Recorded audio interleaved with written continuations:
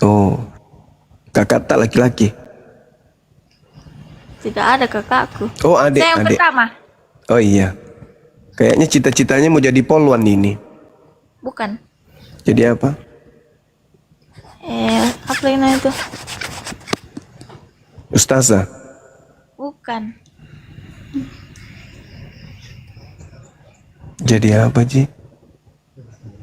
Arsitek. Masya Allah. Saya doakan mudah-mudahan anak saya ini bisa jadi arsitek yang handal. Supaya nanti banyak membuat masjid di mana-mana, ya. Apakah ya saya salah kalau menceritakan mama saya karena tidak mau masuk Islam? Kalau tujuannya baik tidak salah.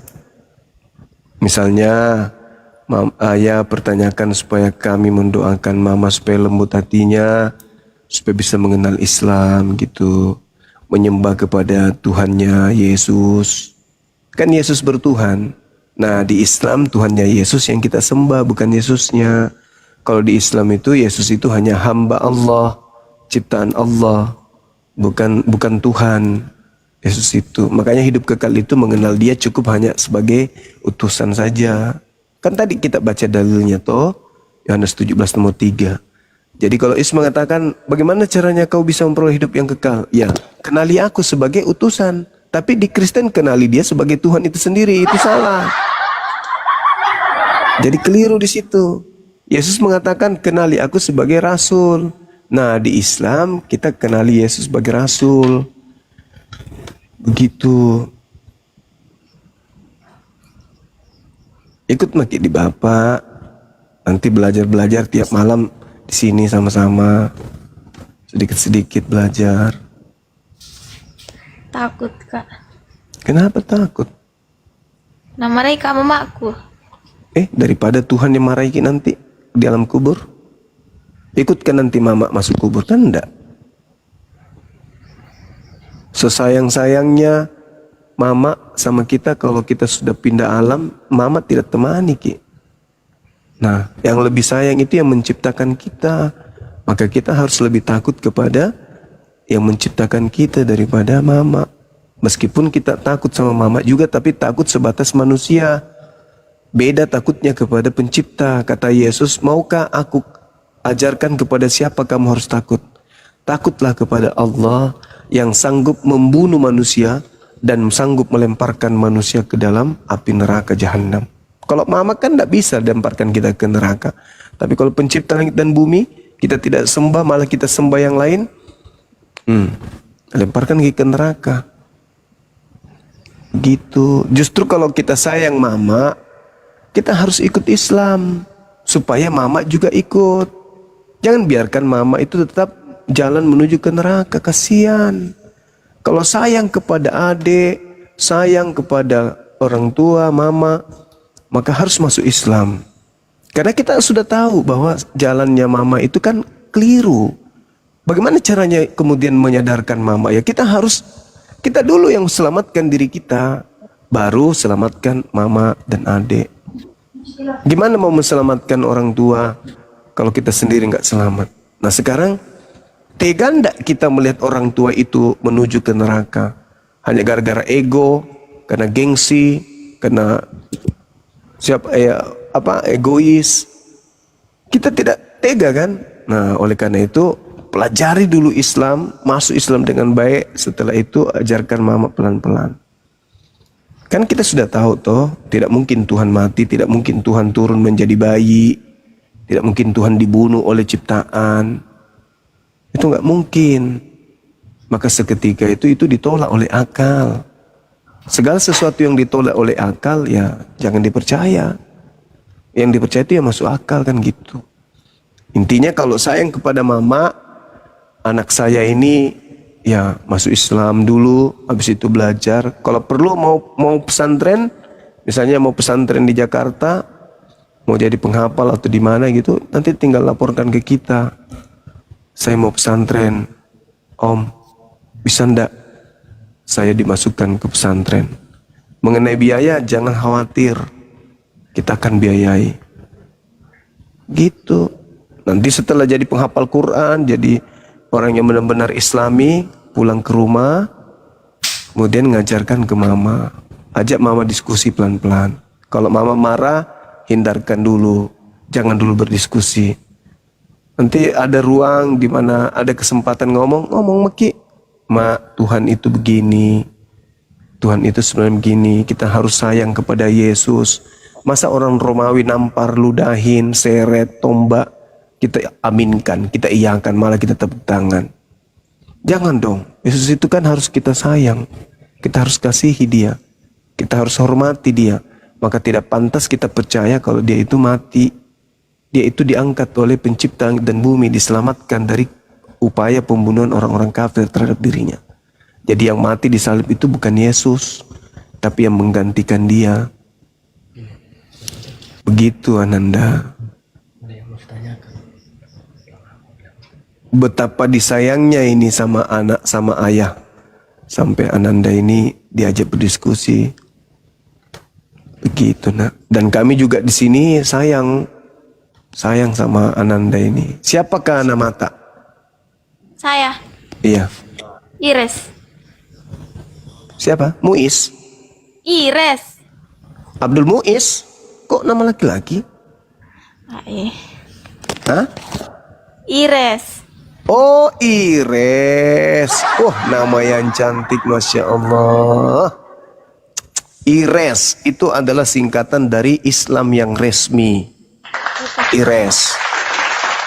Islam resmi itu bukan abal-abal. Ya. Itu insya Allah dapat hidayah nanti ke depannya. Oke? Saya mau tanya. Oh, kusanga lama mak mo. Tak, Pak. Tak, Pak. Kenapa ayah saya rela tinggalkan semua keluarganya demi masuk Islam, padahal bapak saya tidak pernah belajar Islam. Tidak tahu. Karena begini, Ananda. Kalau di agamanya yang dulu, itu tidak ada ajaran kalau kita akan masuk surga bersama dengan keluarga. Berbeda dengan ajaran Islam. Al-Quran surah Ar-Ra'd ayat 23, kita umat Islam ini akan masuk ke surga bersama dengan orang-orang yang kita cintai. Bersama dengan anak kita, bersama dengan istri kita, dengan kakek, dengan cucu-cucu kita, masuk ke dalam surga.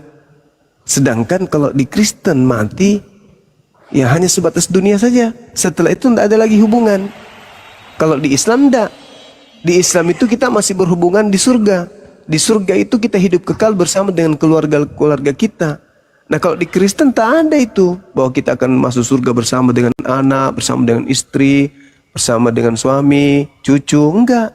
Kalau di Islam, begitu umat Islam itu mati dalam keadaan beriman, masuk surga mereka bersama dengan anak-anaknya. Nah inilah dasarnya kenapa ayah itu, bapaknya itu kemudian memeluk Islam.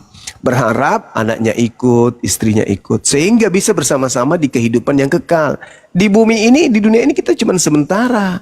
Kenapa? Karena tubuh kita, jasad kita itu tidak cocok dengan alam ini. Kita alergi dengan kehidupan di sini. Kenapa alergi? Tubuh kita menua. Kenapa? Karena kita nggak cocok. Hawanya tidak cocok, alamnya tidak cocok. Karena pada dasarnya tadinya kita ini adalah makhluk yang ada di jannah. Tubuh kita itu cuma cocok di surga, nggak cocok di bumi. Maka kita hidup di bumi ini hanya sementara. Kekalnya nanti di kehidupan berikutnya. Nah kalau kehidupan berikutnya di Islam, kita hidup bersama dengan anak istri kita. Kalau mereka mengikuti kita. Tapi kalau di Kristen, mati.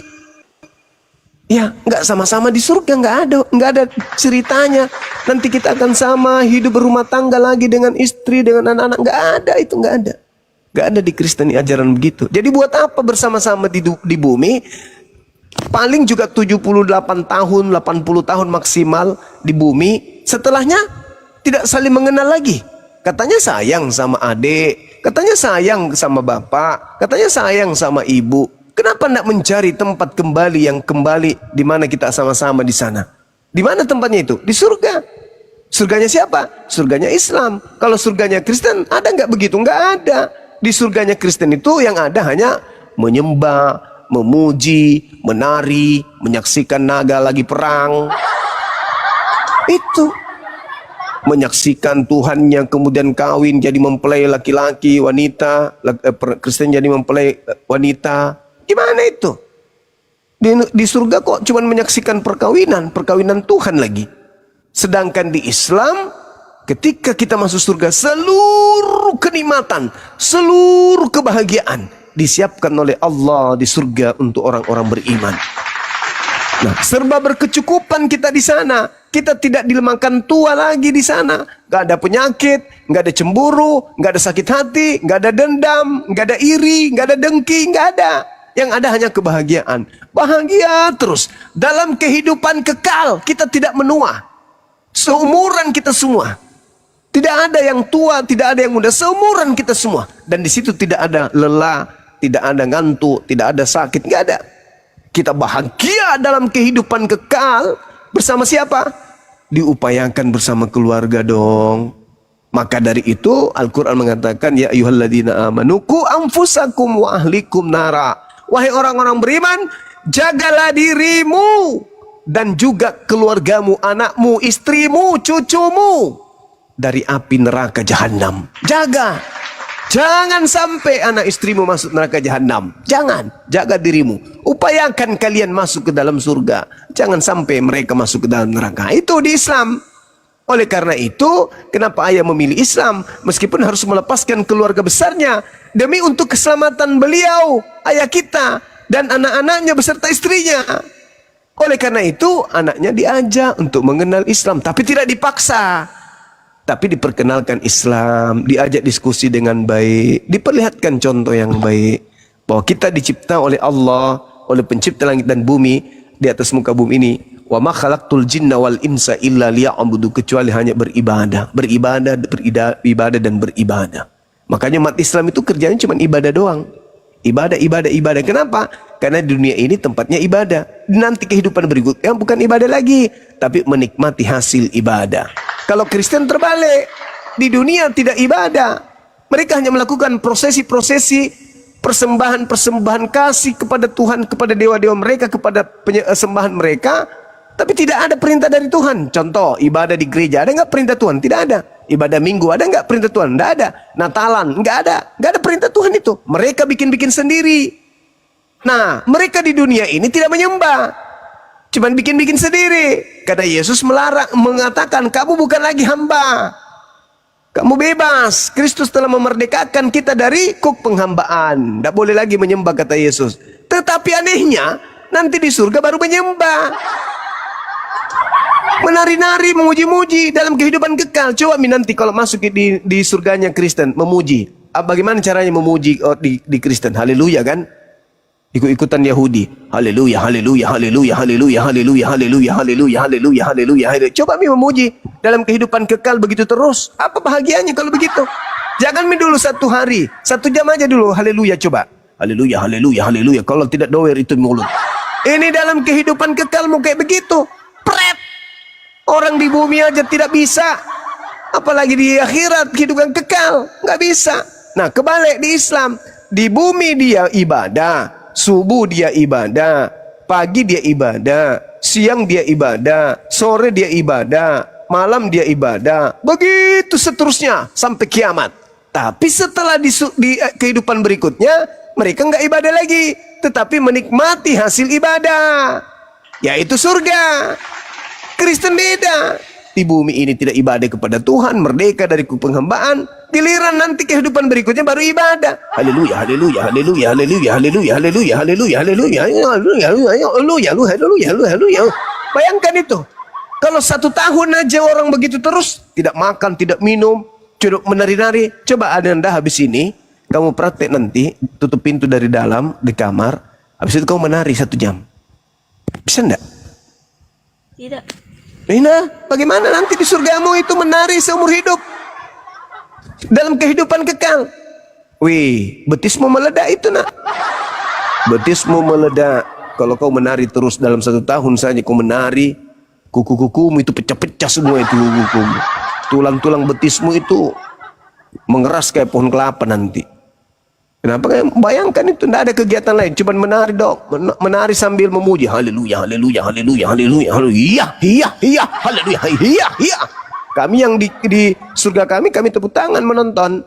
Bagus juga ini surganya Kristen, begitu itu kerjanya. Nah, sementara kami makan makanan yang enak, minuman yang enak, menggunakan kendaraan-kendaraan yang mewah, hidup serba berkecukupan. Kami masing-masing punya istana, hidup bersama dengan anak istri kami. Sementara kalian sibuk, haleluya, haleluya, haleluya. Bayangkanlah kalau Pak Bom memuji dalam 1 hari, maka tidak keluar pusarnya. Matanya jatuh keluar. Itu bukan surga, itu neraka yang begitu. Neraka itu siksaan. Yang surga itu tempatnya Islam. Begitu Ananda. Jadi itulah alasannya, salah satu kenapa ayah kemudian lebih memilih kehidupan akhirat, yaitu meninggalkan keduniawian, termasuk meninggalkan keluarga-keluarganya yang pagan, menyembah kepada makhluk. Saya kira begitu Ananda. Tak pernah kamu cakap du. Tak apa. Oh, dika nah. Nah, Tumbai. saya bingung Om. Saya mau ikut ayah atau mama. Tolong bimbing saya. Karena saya takut masuk neraka. Nah, kalau takut masuk neraka ya harus tunduk kepada Allah. Nah, manusia itu dua. Manusia itu dua. Fa'alhamaha fujuraha wa taqwaha.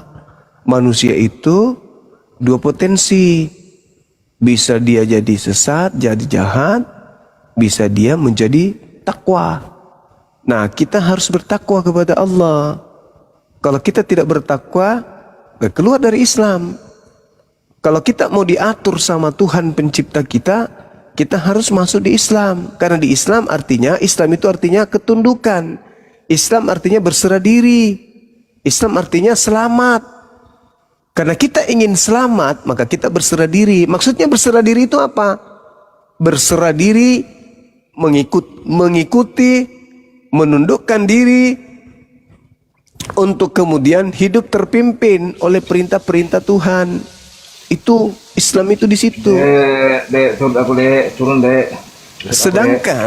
Sedangkan kalau di Kristen itu bebas. Di situ tempatnya orang yang tidak mau diatur sama Tuhan. Kenapa? Paulus mengajarkan, jangan lagi kau mau diatur. Tentang makanan jangan, tentang minuman, tentang hari raya jangan mau diatur. Jangan. Nah, iblis juga begitu. Iblis itu tidak mau diatur. Iblis itu tidak mau diatur sama Tuhan. Yang mau diatur sama Tuhan itu hanya Islam. Makanya mereka Islam itu tidak bebas. Sementara kerja bunyi azan, Allahu Akbar, Allahu Akbar, Allahu Akbar, Allahu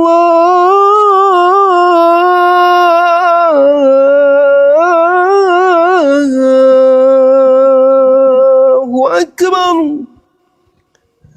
Seketika pekerjaan dihentikan. Mengejar dunia seketika dihentikan. Menuju kepada Tuhan. Seketika itu juga tunduk semuanya. Seluruh bumi, seluruh isi bumi yang disebut Islam, ketika panggilan azan itu datang, wajib hukumnya menanggalkan urusan dunia menuju kepada Allah. Hayya 'alas shalah. Mari kita sholat. Sholat.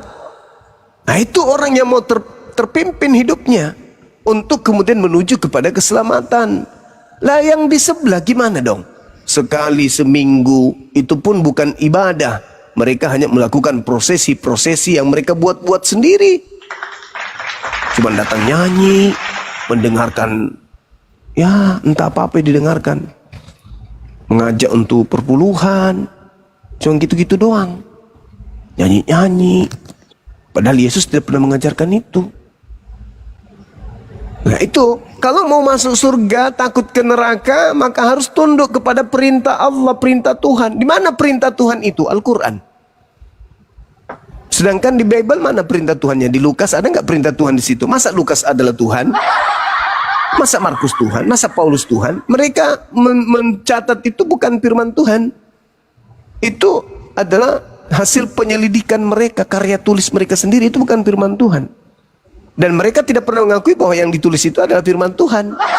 Cuman orang Kristen yang mengatakan itu firman Tuhan, penulisnya enggak. Lukas tidak mengakui tulisannya adalah firman Tuhan. Markus juga demikian. Paulus juga mengatakan itu. Yang kutulis bukan firman Tuhan, tapi orang bodoh yang ingin bermegah. Yohanes juga tidak mengatakan tulisannya adalah firman Tuhan. Orang Kristen doang yang menganggap buku-buku itu adalah firman Tuhan. Itu. Jadi kalau mau masuk surga, tempatnya di Islam, bukan di tempat yang lain. Seperti itu Anandaku sayang. Silakan. Tepo akan mulai bawa. Tepa. Wah, mana rendu ke klek?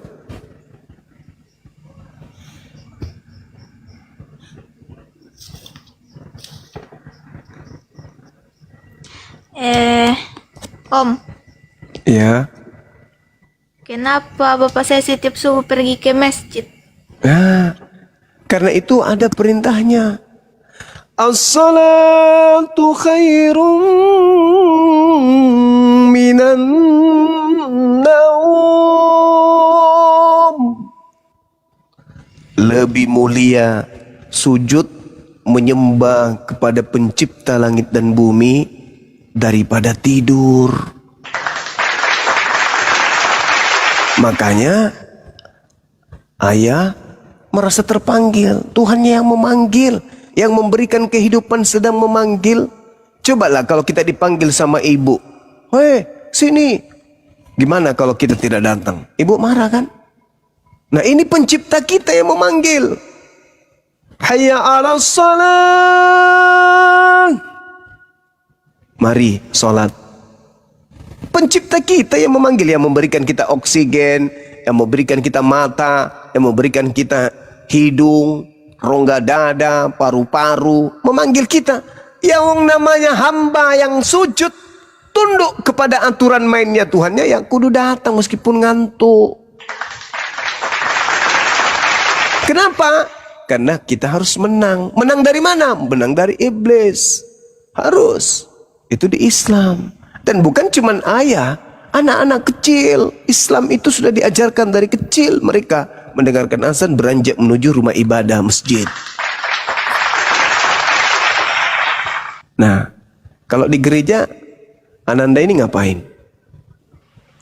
Di gereja? Mendengar khotbah, menyanyi, berdoa. Berdoa kepada Tuhan.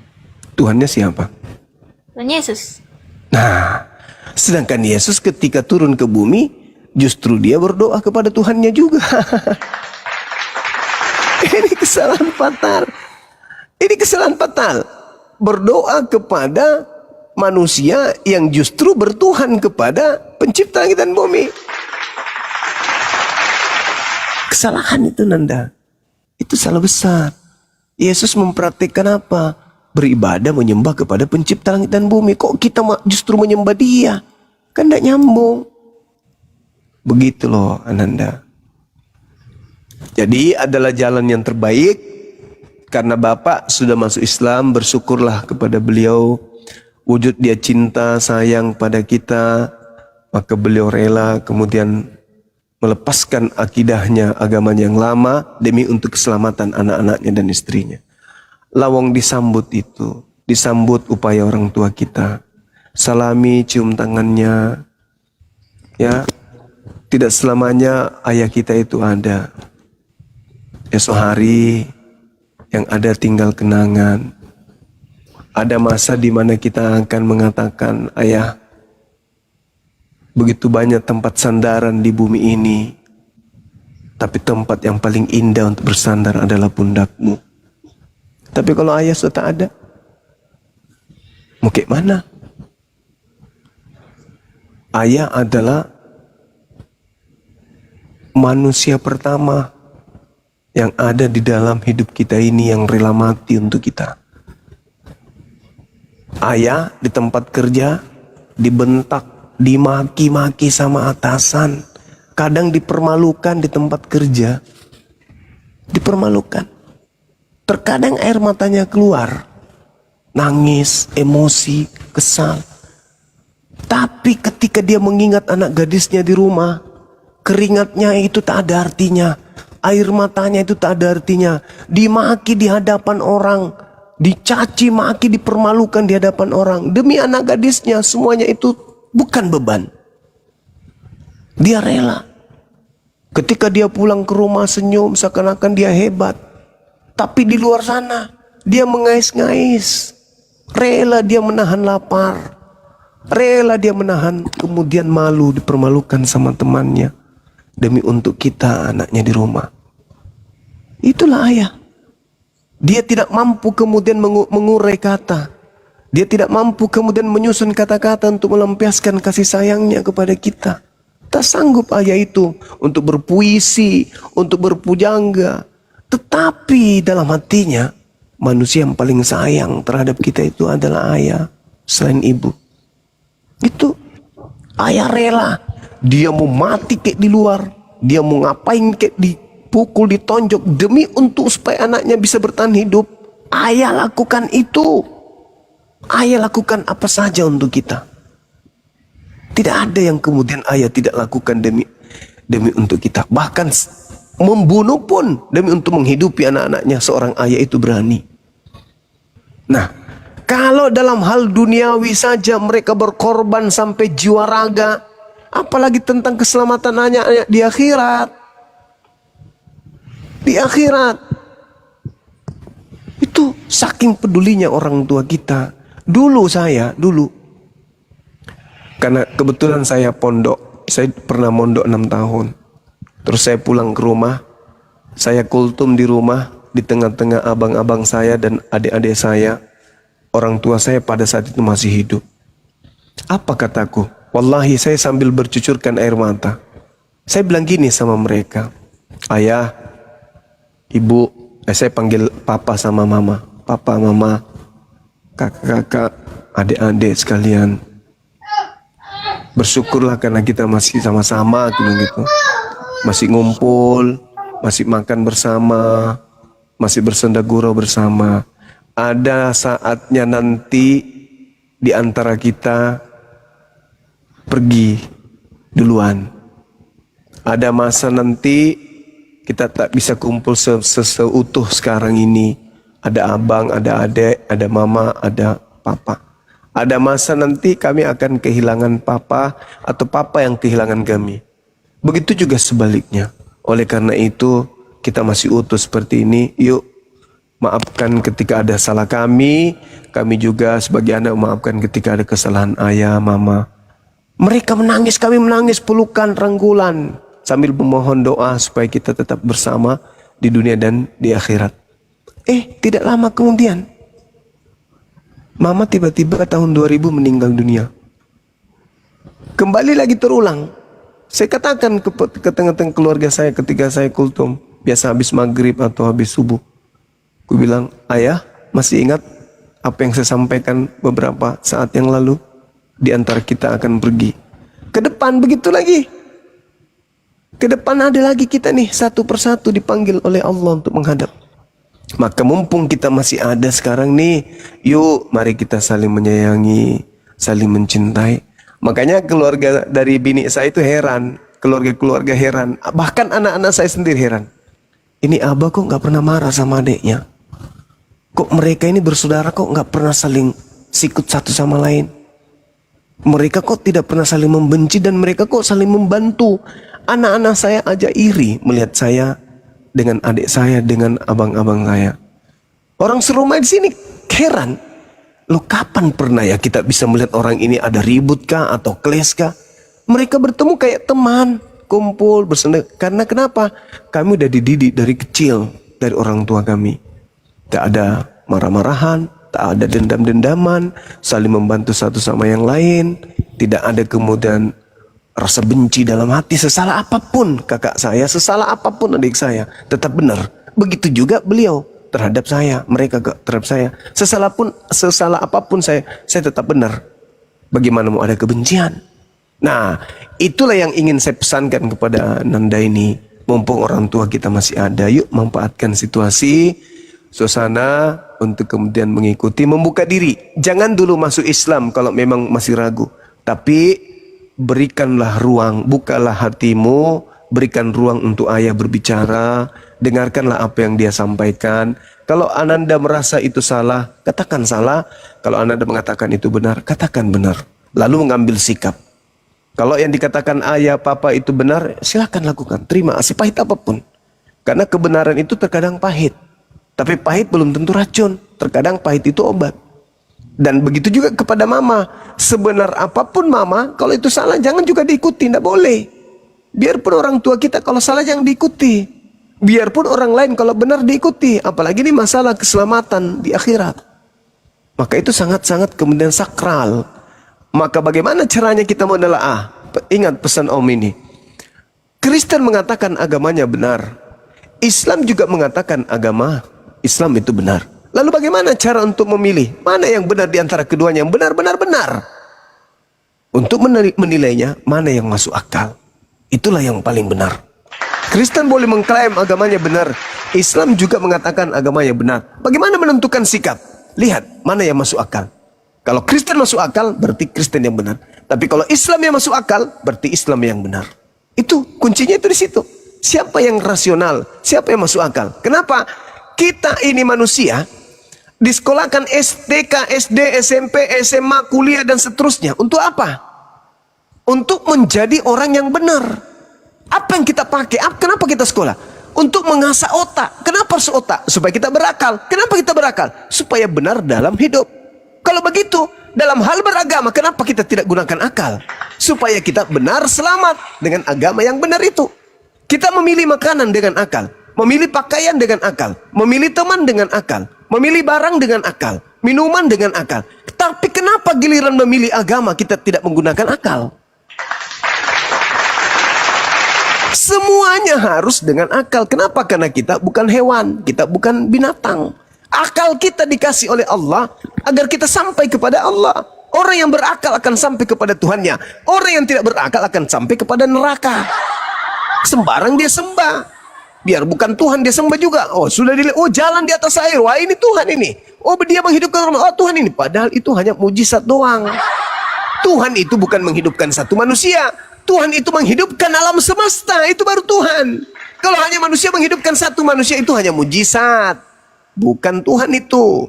Kalau ada orang menyembuhkan orang buta, orang lumpuh, itu hanya mujizat. Kalau Tuhan bukan begitu levelnya. Tuhan itu orang yang tidak ada diadakan. Itu baru Tuhan. Yang tidak ada diadakan, diciptakan. Itu baru Tuhan. Jadi janganlah jatuh cinta kepada makhluk yang hanya karena dia bisa membangkitkan orang mati satu orang, karena dia orang lumpuh. Jangan jatuh cinta kalau dia itu Tuhan, tapi jatuh cintalah bahwa dia adalah utusan Tuhan. Sekira begitu, anandaku yang cantik jelita, yang baik hati. Mudah-mudahan kita bisa melanjutkan nanti di lain waktu. Jangan bosan-bosan hadir di sini. Saya siap menyiapkan waktu untuk memberikan materi-materi, meskipun sederhana dengan bahasa sederhana. Demikian sementara, silakan. Saya mau tanya lagi satu. Iya. Silakan. Bisakah orang yang lahir di Kristen bisa masuk Islam? Karena pendeta bilang sekali Kristen tetap Kristen. Ya bisa. Bisa. Justru kalau orang Kristen itu kemudian masuk Islam, itu bagus. Kalau orang Kristen masuk Islam. Kenapa? Karena dosa Kristen itu dihapuskan. Di dalam Al-Quran surah Al-Anfal ayat 38 dikatakan begitu. Bahwa orang Kristen yang masuk Islam, seluruh dosa-dosanya dihapuskan oleh Allah. Dan seluruh kebaikannya itu diperhitungkan sebagai amalan baik. Itu Al-Quran surah Al-Anfal ayat 38. Bahwa orang yang Kristen masuk Islam, seluruh dosanya dihapuskan. Itu di Islam. Jadi kalau dikatakan dalam pendeta mengatakan sekali Kristen tetap Kristen, wah itu salah itu. Salah. Bagaimana kalau tidak masuk akal? Masa mau tetap di situ? Itu pembodohan namanya. Tidak bisa. Yesus malah mengatakan hidup keberagamaan itu supaya kita masuk surga. Di dalam Matius 5 nomor 20 kata Yesus, jika hidup keberagamaanmu tidak lebih baik dari hidup keberagamaan ahli Taurat, maka kamu tidak bisa masuk surga. Maka kita ini Ananda harus memilih sebuah agama yang lebih baik dari agama ahli Taurat. Supaya apa? Supaya kita masuk surga. Apakah agama Kristen lebih baik dari ahli Taurat? Tidak. Kenapa? Karena agama Yahudi tidak makan babi, Kristen makan babi. Agama Yahudi tidak makan anjing, Yahudi makan anjing. Apa? Kristen makan anjing. Agama Yahudi tidak makan monyet, tidak makan kera, tidak makan padale, pararang, popok. Tapi orang Kristen makan segala. Berarti tidak lebih baik daripada ahli Taurat. Satu-satunya agama yang lebih baik dari ahli Taurat ya hanya agama Islam. Masa ada orang dikatakan sekali Kristen tetap Kristen? Ya kalau Kristen salah, karena kita belajar sampai kita tahu salah ini, keliru ini. Masa ada Tuhan mati dibunuh manusia? Salah, keliru. Masa kita harus hancur di situ? Ya jangan, itu pembodohan. Maka kita harus keluar mencari kebenaran hakiki. Begitu Ananda. Sampaikan salamku kepada pendeta. Katakan, Pak Pendeta, kata Bang Suma, kalau kita mengatakan sekali Kristen tetap Kristen, Yesus sendiri tidak Kristen kok. Apakah Yesus itu Kristen? Nah, kalau Kristen, kalau gimana? Agama apa itu Tuhan Yesus? Dia orang Yahudi tuh. Dia Yahudi, dia bersunat, dia puasa, dia sholat, dia bersyahadat. Dia Muslim, Yesus itu Muslim. Coba Ananda baca di Ibrani 5 nomor 7. Sebagai manusia, Yesus mempersembahkan doa yang sungguh-sungguh kepada Tuhan yang sanggup menyelamatkannya dari kematian. Dan atas kesolehannya, doanya dikabulkan. Yesus soleh. Orang soleh itu orang Kristen atau orang Islam? Orang soleh. Iya. Islam. Islam, berarti Yesus adalah orang Islam. Islam. Islam. Ibrani 5 nomor 7. Ya gitulah Ananda. Jadi kalau bisa nanti Om belikan jilbab, baju muslimah, mukena, hijab. Om sendiri nih yang belikan. Nanti tinggal kirim alamatnya, Om belikan Al-Quran. Untuk belajar Quran, untuk belajar pakai hijab. Terima kasih. Iya, Ananda yang cantik. Masya Allah. Guru semangat, Lek. Ya. Menarang kole bahasa Toraja, Lek. Yolah, karena orang Toraja, Kak. Iya, tapi mana kuah mempelajari? Nah, tak mau motor di Toraja. Indok boleh? Iya. Indok mesti lambe mu bicara bahasa Toraja, Lek. Iya. Oh, tapi tak siana sengke. Sengke apa? Tak ada kamu sangat sengke. Marah? Oh iya, tak siana sengke bicara, tak lah. Tak. Baik. Alhamdulillah. Syukurlah. Oke? Oke. Mungkin masih ambil lagi, Lek? Iya. Bongi mo. Tete siapa mite? Indete hampir mau tete mesa. 1:30. Iya, 1:30. Setengah mesa, setengah mati. Allahu Akbar, Masya Allah. Om, terima kasih sudah menjawab semua pertanyaanku. Iya, sama-sama Anandaku. Bapakku. Ye, sama-sama. Om doakan Anandaku dilembutkan hatinya menuju kepada hidayah. Itu ya, amin. Ya.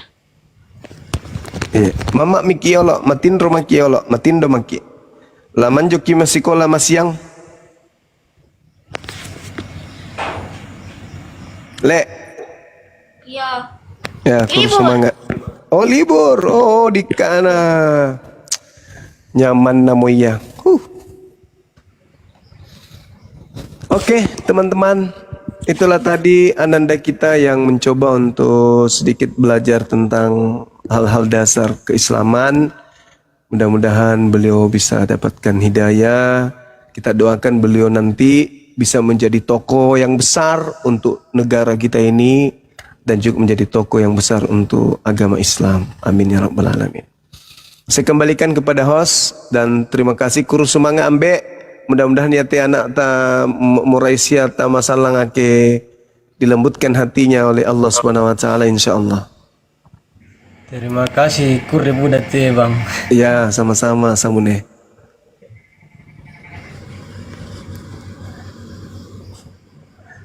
Menarandukan na akle.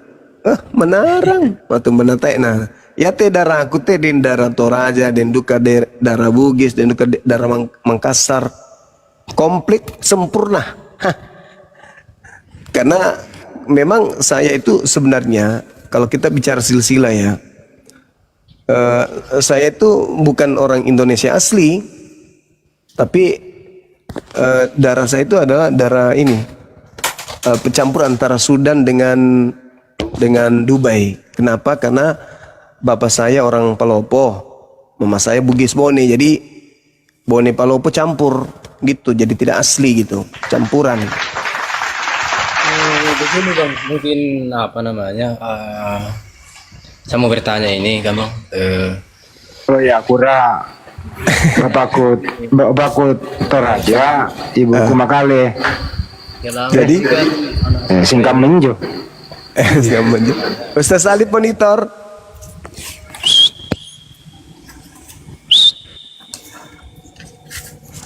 Kurus semangat matindo mau bosku. Alhamdulillah.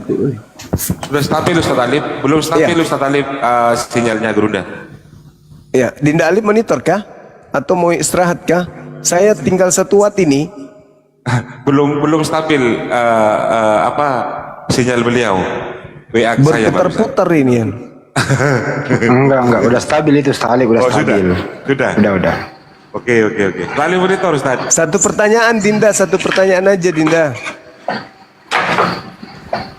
Oh adikku sayang. Satu pertanyaan keren. Bang Laode tadi mau tanya, Bang Bima. Silakan Bang Laode. Dinda Liv. Oh cakar Dinda. Ya lanjut. Silakan. Dinda Dito. Laode tadi mau tanya, tadi terputus tadi. Bang Laode mau bertanya apa? Yang terakhir, silakan. Saya cuma mau bertanya. Iya. Mungkin saya salah selama ini bang. Apa itu? Dan dalam hati saya juga bertanya, tidak mungkin saya mau menjawab pertanyaan anak saya ini apabila saya tidak memahami, ya kan? Jadi mungkin selama ini kalau misalnya saya pulang dia bertanya, tapi saya bilang minta maaf nak, saya belum bisa jawab. Kenapa? Dalam hati saya begini Pak, jangan sampai apa yang saya sampaikan sama anak saya salah, ya kan? Terus apa pertanyaannya? Pertanyaannya begini, boy banyak sekali pertanyaannya, tapi saya ukur dari diri saya masih belajar. Yang satu-satu mau dulu apa? Pertama, Yang pertanyaannya dia bilang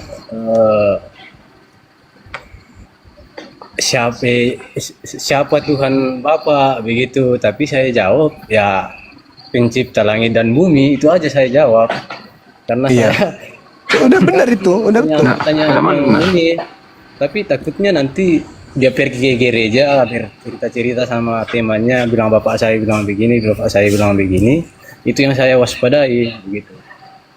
Saya tidak bisa menyampaikan sesuatu yang saya tidak ketahui, makanya saya Iya. menjadi diam gitu. Jadi saya minta arahan ke depannya ini, saya mau bagaimana apabila ada pertanyaan dari anak saya begitu. Bisa naik ke sini lagi, abangku. Iya ya. Iya. Kan sudah 1 minggu ini saya selalu ingin naik, kadang naik di apa itu Pak, beliau juga itu Kian Santang apa. Ya. Nanti tinggal dicatat, sampaikan anakku saya status masih belajar, Islam itu luas gitu. Untuk belajar tauhid itu Nabi Muhammad kepada muridnya aja 13 tahun gitu. Jadi ada pertanyaan Bapak catat ya. Nanti Bapak tanya kepada teman Bapak lagi kan gitu. Dicatat aja Bang. Habis itu nanti tanyakan kepada guru-guru kita yang ada di sini.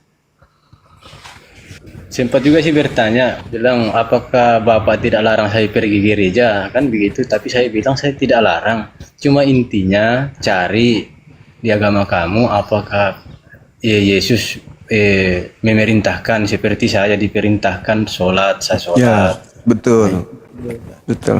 Betul. Dindalip masih monitor?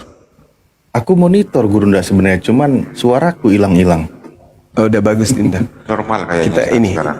estafet dulu, estafet. Ya, ada Bang Henry juga masih belum ada yang tidur kayaknya dulu. Ini Mas Ya. Eko. Ya, Mas Dindalip Eko, ya. silakan. Ya, Siap, Bang. Aman. Bang Lode kelas saya serahkan ke Dinda Alif dan Dinda Dito dan yang lain ya. Saya mau bikin kopi campur masako dulu sedikit aja. Ya, izin Mas Eko tadi saya Waalaikumsalam. Waalaikumsalam. Silakan. Tadi Mas Eko di bawah saya lihat tappingannya ingin menyumbangkan kepada anaknya Bang Laude, minta kirimkan nomor rekening. Oke, insya Allah. Ya kan seperti belum bisa. ya, tapi masih belum. Jadi gini, Abang, termasuk Iwan Villa semuanya, kami Yayasan Apologet Islam Indonesia menerima sedekah yang disalurkan kepada para mu'alaf di nomor rekening kami 7-nya 5 kali 51770 atas nama Yayasan Apologet Islam Indonesia. Silakan langsung distribusikan di sana saja. Insya Allah kami amanah begitu. Perwakilan Bisa diulang Abang?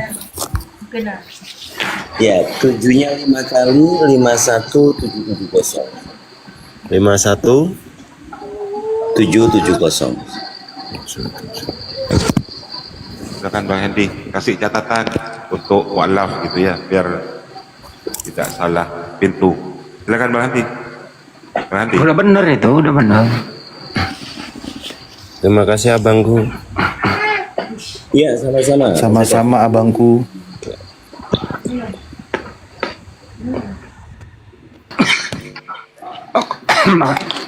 Makanya tadi aku heran kok namanya Laude tapi dia Kristen, gimana sih ceritanya ini? Aku nggak denger loh tadi semuanya. Pak Laude, kok bisa anak Kristen, Anda Muslim gitu? Kok bisa begitu?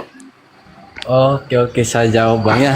Kan cuma abang yang menjawab ini, semua rekan-rekan kerja, bahkan kadang ketemu juga dengan orang baru, dia tanya orang mana, saya bilang orang Toraja, tapi pakai orang Sulawesi Tenggara, mereka bilang gitu. Kan saya jawab gini, bapak nenek laki-laki, dia dulu sebagai guru SMA, dia ditempatkan di Toraja, maka disitulah ketemu dengan perempuan dan menikah. Dan setelah itu mungkinlah disitulah hidayah semua, awalnya hidayah semua. Saya bertanya dengan nenek perempuan, nenek laki-laki apa agamanya, kan? Dan saya dijawab sama nenek pada saat masih hidup, dia tanya, nenek kamu itu orangnya Islam, dia bilang. Dan kamu cucunya yang terakhir dia lihat, dan makanya dia kasih kamu pakai pamnya dia, karena nenek saya namanya Laude Bintu, ya. Jadi makanya ini muncul lagi pertanyaan ini Bang. Tidak asing. Oh, ya, paham-paham gini loh bahasanya teman-teman. Jadi kakeknya dia ini tinggal di Toraja, tapi pamnya memang Laude. Terus menikah sama orang Toraja. Terus dia punya cucu nih. Cucu yang terakhir ini harus pakai pam Laude, kan gitu ya ceritanya ya? Iya. Oke, terus memang ada keturunan Islam. Laude itu rata-rata memang, apalagi Sultra ya, mau Kendari sampai Kolaka itu adalah Muslim. Jadi Anda ini nggak mualaf, memang lahir sebagai Muslim gitu ya? Saya mualaf Bang. Oh, mualaf tahun? 2019 kemarin. Oke, terus istri masih Kristen? Disitulah saya memilih pisah dengan istri saya karena saya diskusi dengan dia selama 3 bulan. Mana yang kita ikuti, dia bilang saya mau tetap di agama saya. Akhirnya Ya, saya bilang, kalau berpisah. begitu, mari. Ya, dia nggak bisa. Jadi saya bilang, sekarang saya siap mau saya tinggalkan semuanya, mau keluarga tinggalkan saya, mau apa, tetap intinya saya tidak bisa rubah saya punya prinsip. Oke. Setelah Akhirnya berpisah baik-baik. itu saya tinggalkan, saya merantau ke Merauke. Di sana saya ini dan saya pulang, saya tanya lagi bagaimana. Dia bilang tidak, tetap akan saya di Kristen. Saya bilang kalau begitu sekarang kita buat surat sudah kalau begitu. Surat supaya kamu bebas. Mana tahu ada jodohnya kamu, biar bisa kamu menikah gitu. Dia bilang, iya, disitulah saya tinggalkan semua. Bahkan pernah juga sih Intinya dipersingkat Bang, artinya udah pisah baik-baik, resmi sudah cerai gitu ya. Oke. Oke. Terus yang perempuan tadi itu, Ya, anaknya ini memilih agama apa? ikut mamanya Kristen. Sampai sekarang. Sampai sekarang ya. Oke, baik. Nah, makanya tadi saya heran kok ada nama Laude kok Kristen, yang ternyata sejarahnya begitu teman-teman. Ini jelas ya. Nah sekarang kita lanjut nih. Kira-kira apa, bagaimana seterusnya supaya anak Anda ini keinginan Anda seperti apa ya. Tapi anaknya jangan dipaksa. Jangan dipaksa memeluk Islam karena dia udah dewasa. Iya. Kira-kira sekarang ini Ustaz Alif yang bekerja nih kalau dalam hal ini sama yang lain. Silakan. Apa yang mau ditanyakan? Yang saya mau tanyakan ini Bang, karena ini ada kebetulan anak saya ada di samping saya ini, kan? Saya bilang, saya mau bertanya, tapi ada sedikit ini yang saya mau ragukan sebenarnya sih. Apa ya? Abangku, Saya salah. biar yang menjawab yang pusing Bang bertanyanya dibikin ringan aja. Apakah salah Bang? Maaf ini guru-guru ini semua di dalam ini. Apakah saya salah kalau anak saya ajari pakai hijab? Tapi kadang memunculkan suatu kadang mamanya tahu di kampung dia telepon saya, dia maki-maki saya gitu. Apakah saya salah kalau misalnya saya Boleh nggak Ustaz Alif, perempuan Kristen itu atau bapaknya yang Muslim ini mengajari anaknya pakai hijab atau menutup aurat? Silakan Ustaz. Baik, bismillahirrahmanirrahim. Pada prinsipnya gini ya Pak Laude ya. Iya. Pertama itu kan yang perlu ditanamkan kepada anak itu adalah tentang prinsip iman, ketuhanan, akidah, dasar, fondasi, kan gitu. Nah memang kita mendidik seorang anak, itu kan kita yang paling paham terhadap kondisi psikologi seorang anak. Dan kita bisa tahu mulai dari mana kita mendidik dia. Itu seorang ayah kan, seperti itu. Nah, tugas kewajiban seorang ayah itu kan memang berada di jalan mengajak keluarganya, anaknya, istrinya itu ke jalan yang benar. Makanya kan perintah Al-Qur'annya, jagalah diri kamu dan juga keluargamu dari siksa api neraka. Nah, Islam itu dijelaskan ajaran Rasulullah bagaimana kita mendidik anak, mengajak kita dengan keluarga itu satu gerbong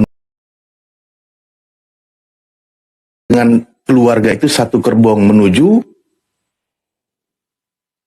halatul hal. Jadi kita berdakwah mengajak dengan satu sikap perilaku yang baik. Itu lebih utama daripada dengan ajakan hanya sebatas lisan. Daripada kita mengajak dengan cuma lisanan gitu. Jadi kita ajarkan, didik anak kita dengan cara yang terbaik, jelaskan tentang prinsip ketuhanan dan sebagainya, atau tahu Bapak bagaimana si anak ini mulai dari mana. Biasanya orang tua itu kan lebih paham kondisi si anak. Dan juga jelaskan pelan-pelan, karena memang tugas orang tua mendidik anak. intinya adalah tanamkan keselamatan tentang akidah. Itu yang paling prinsip. Ya jelaskan seperti tadi sudah ngobrol, Pak Laude juga sudah ngobrol kan gitu ya, sedikit pelan-pelan bagaimana ketika masalah membahas gereja dan sebagainya. Kita kembali, ada nggak Yesus mengajarkan? Nah, kan metode menjawabnya tidak menyinggung dia, tapi kita kembali kepada apa yang dia imani kan gitu. Suaranya hilang-hilang, nggak nangkap berarti ya? Aman Ustaz. Aman. Aman ya, baik. Aman. Nah seperti itu Pak, seperti itu. Jadi memang pertama kali itu adalah prinsipnya, yang paling prinsip adalah bagaimana menanamkan ilmu tauhid, ya prinsipnya.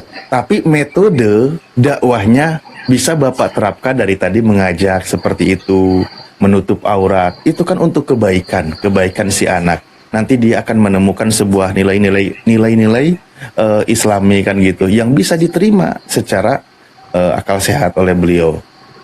Begitu Pak Laude. Iya.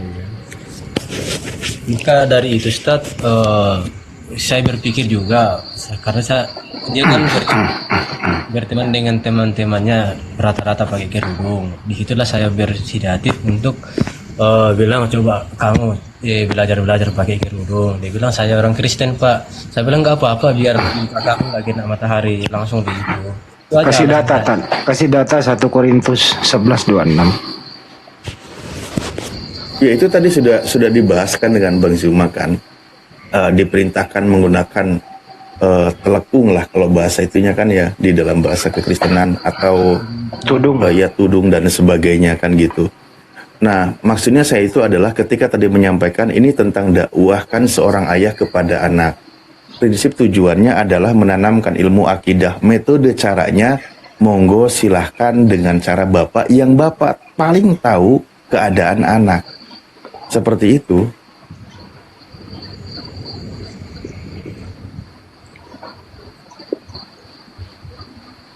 Kalau masalah dalil-dalilnya ke kitab mereka, yaitu ada. Seperti tadi yang disampaikan oleh Bang Handi.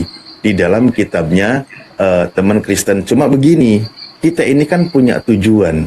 Kita sudah paham menjadi seorang mukmin dan bagaimana caranya orang-orang yang kita cintai itu berada di dalam keselamatan bersama dengan kita. Maka mulai terapkan ketika ada syariat di dalam Islam, jelaskan dalam perspektif Islam, dan di mana penjelasan di dalam Islam itu bisa diterima gitu loh, bisa diterima oleh mereka. Kan gitu, oleh anaknya, oleh anak Bapak. Ya contoh misalkan, ya banyaklah contoh-contohnya gitu ya Pak ya, sudah dipahami ya. Saya tidak mau terlalu jauh masuk ke dalam kekristenannya. Iya. Cuma itu yang saya mau tanyakan tadi, tidak apakah salah kalau saya mengajarkan sampai saya disorot dari gereja kah atau bagaimana kan? Itu yang saya sampaikan. Sebenarnya gini Pak ya, kalau kita pakai pendekatan logikanya, ini sekarang itu menjadi tren. Banyak wanita-wanita, teman-teman Kristen tampil, dia pakai jilbab, pakai kerudung. Dia sekarang mengaku, ada juga kok aturannya, katanya kan begitu. Itu pertama. Saya terinspirasi dari kalimat seorang wanita mu'alafah. Ini juga bisa juga sebagai sebuah argumentasi pendekatan logika. Ternyata yang mengikuti ajaran ibunya Yesus itu dari kalangan muslimah. Karena foto-foto Bunda Maria semuanya berjilbab. Semuanya menutupi kepalanya kan gitu. Nah, jadi bisa pendekatan-pendekatan seperti itu. Itulah kenapa Islam, ajaran yang ada di dalam Islam tidak berbeda dengan ajaran para nabi sebelumnya. Karena di kalangan bangsa Yahudi seperti Bunda Maria kan gitu, yang di kalangan hidup di tengah mengikuti syariat kehidupan bangsa Yahudi, itu kan aturannya memang menutup kepala kan gitu. Itulah ajaran Islam hadir lebih sempurna daripada ajaran para nabi sebelumnya kan gitu. Ya saya bilang tadi prinsipnya kan, Bapak itu paling paham kondisi anak, bagaimana memulai dakwahnya, namun prinsipnya adalah bagaimana si anak itu dalam hal keimanan itu tidak salah. Metodenya, monggo silahkan Bapak terapkan, Bapak yang lebih tahu. Targetnya adalah tauhid, mengesahkan Allah, menuhankan Tuhan yang disembah oleh Nabi Yesus, gitu Pak. Iya. Kadang juga ini ada keluarga bertanya, bilang kenapa kamu pakaikan kerudung anakmu? Cuma satu jawaban saya, Ustaz, bilang saya suruh pakai dia bukan berarti saya mau paksakan masuk Islam. Saya cuma pengen lihat anak saya itu sehat, tentunya tidak langsung berkontak dengan matahari begitu. Dia bilang hanya tujuan itu. Saya bilang iya. Sempat sih dapat sorot dari keluarga juga sebenarnya mengenai ini. Saya arahkan saya punya anak pakai kerudung. Bahkan sempat saya dibilangi cukup saja kau yang jadi Yudas gitu. Tapi saya ketawa aja itu. Ngorok. Ini ngorok ini. Nanti kalau alasan begitu sih Pak, alasannya bisa pakai dengan cara lain, kan gitu. Makanya itulah tadi aku sampaikan, poinnya adalah bagaimana mengajak si anak ini selamat dari prinsip keimanan. Karena kalau iman, kuncinya itu sudah dipegang, insya Allah nanti ke depannya itu nanti bisa bertahap. Seperti itu. Seperti tadi sudah dipaparkan oleh guru kami di sini, menjelaskan tentang bagaimana posisi keimanannya, prinsip ketuhanannya yang melawan akal sehat. Itu dulu tanamkan. Ini kan anaknya mulai terbuka nih, mau belajar.